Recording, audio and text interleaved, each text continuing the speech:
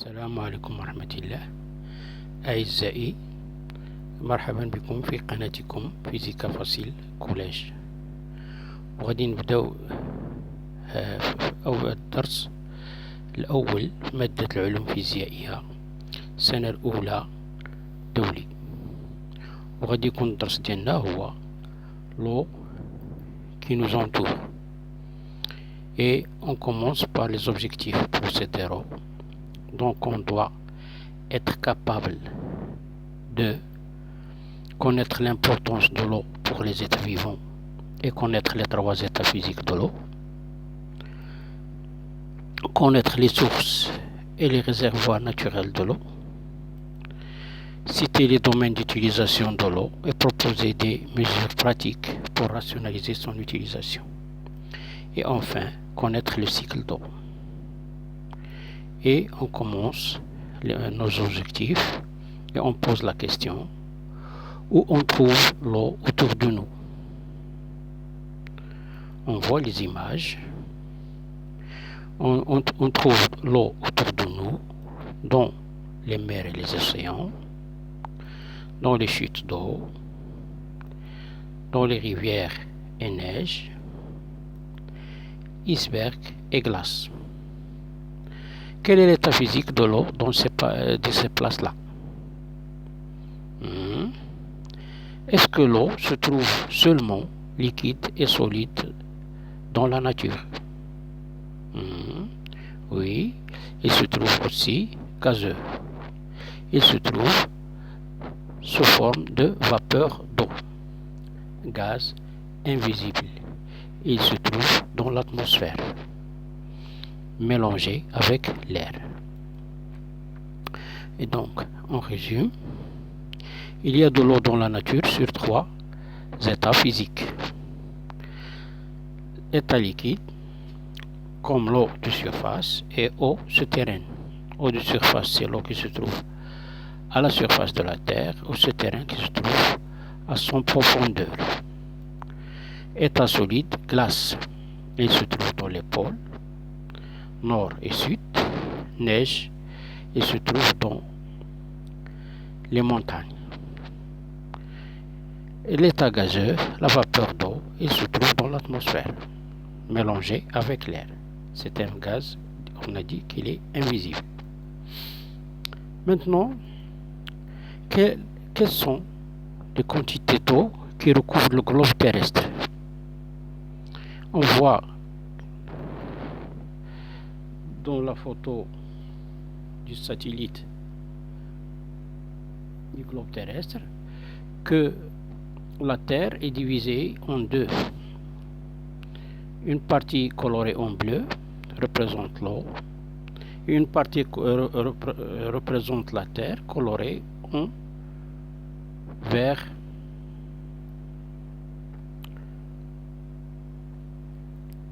On voit que l'eau est le plus abondant dans le globe terrestre. L'eau recouvre plus de 70% du globe, presque le 3/4 du globe.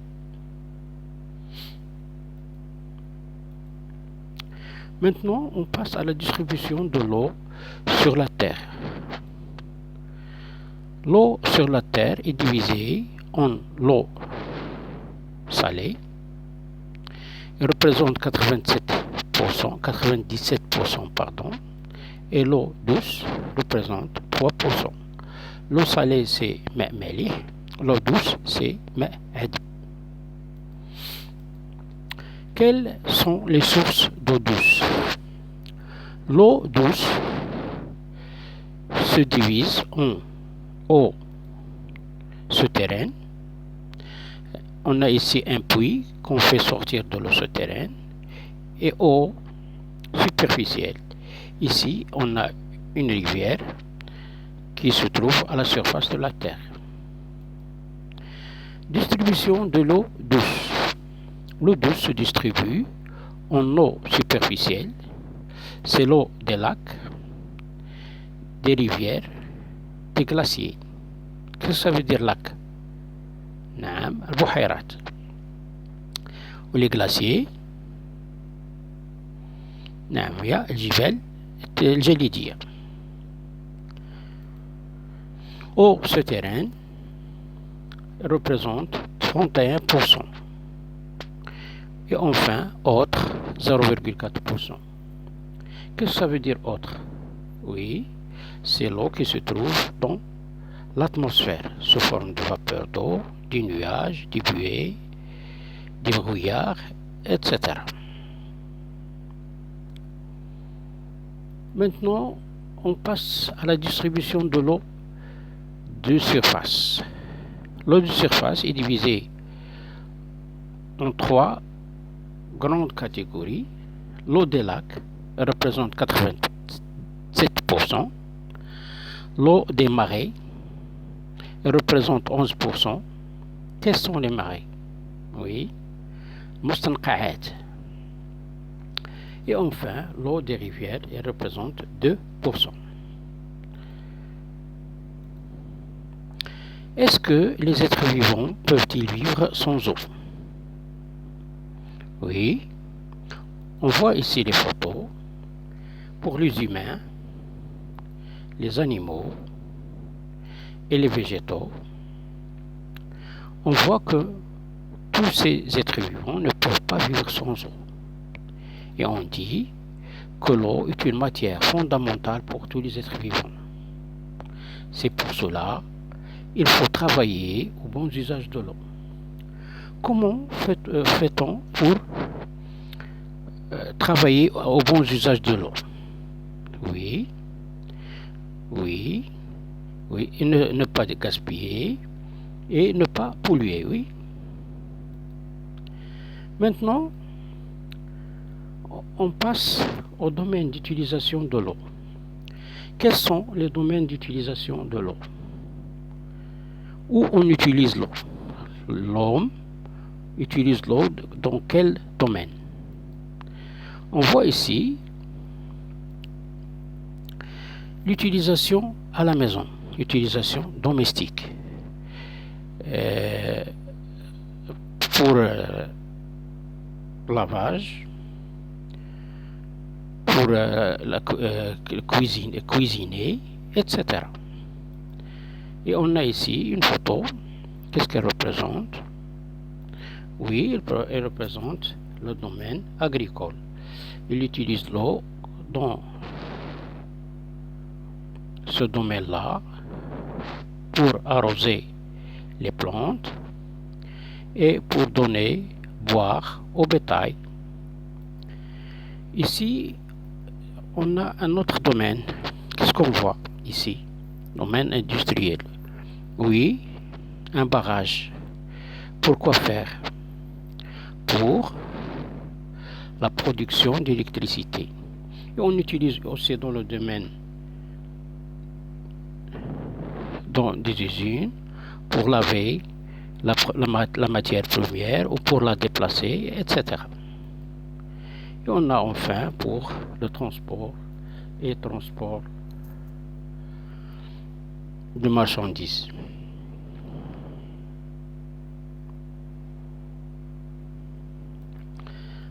On passe maintenant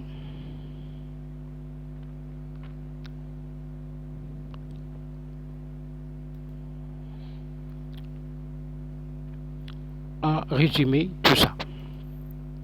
L'eau est une matière de base pour tous les êtres vivants. Nous devons utiliser correctement. L'eau de la terre est divisée en eau salée, représente 97%, et l'eau douce représente 3%. Les sources d'eau sont distribuées en eau superficielle, qui se trouve à la surface, eau souterraine, qui se trouve aux profondeurs, glace et neige. On a dit que les glaces dans les pôles et les neiges dans les zones froides, et enfin nuages et brouillards dans l'atmosphère. Maintenant, on passe à la dernière objectif et on va voir le cycle d'eau. Et on voit la photo et on pose la question.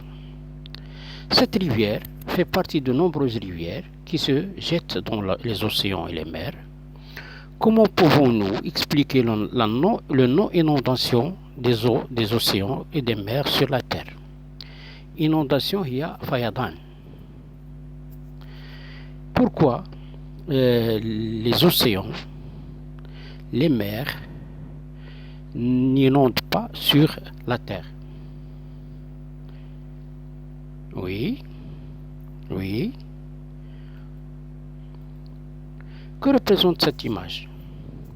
On voit ici la condensation de la vapeur d'eau dans la surface d'une mer, d'une rivière, pardon. L'image représente la condensation de vapeur d'eau.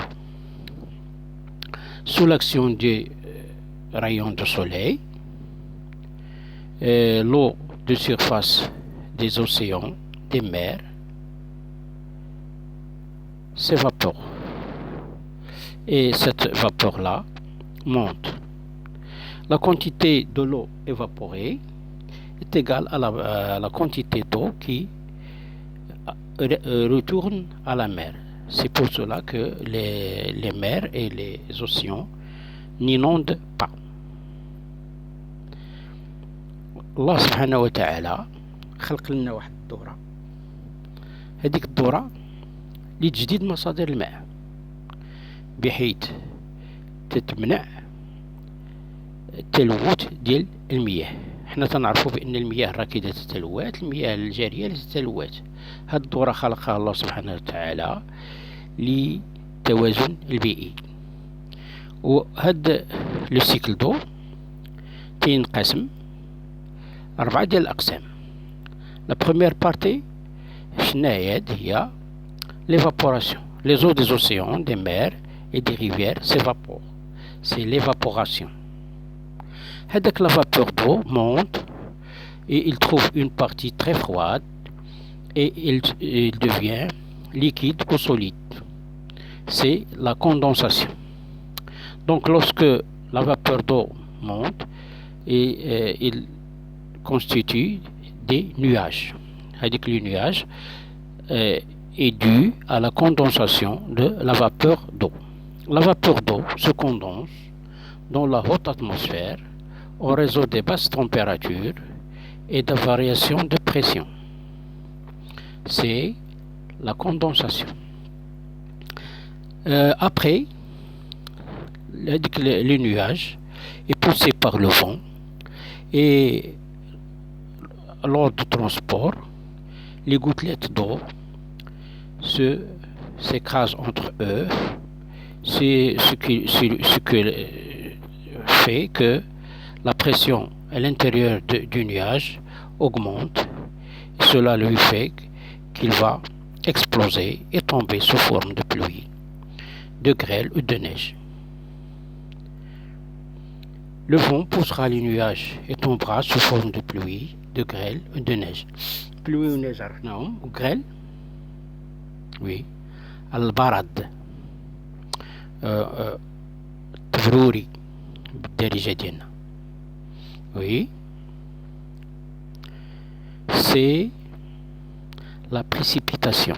هاد الستاد هذا، هاد لا بيريود هادي تنسميوها لا précipitation. هذاك الماء، l'eau qui tombe, la neige qui tombe sur les montagnes, qu'est-ce qu'il va faire? Oui. Une partie de l'eau de pluie s'infiltre dans le sol pour alimenter les nappes intérieures. Une partie retourne à travers les ruisseaux, les rivières, pour arriver aux océans et les mers. Qu'est-ce que c'est les ruisseaux? Sawaqi. Et c'est le ruissellement. C'est le ruissellement. Le jarayan. Donc, on a commencé par l'eau de l'océan et l'eau retourne à l'océan et fait un cycle qu'on appelle le cycle d'eau. Le cycle se divise en 4 parties. L'évaporation se fait à la surface des océans et des mers. La condensation se fait dans les hautes atmosphères. La précipitation se fait lorsque la pression du nuage augmente. Et le ruissellement, c'est le retour de l'eau vers l'océan ou bien les mers. C'est le cycle d'eau. Remarque, le cycle d'eau peut reconstituer ses ressources.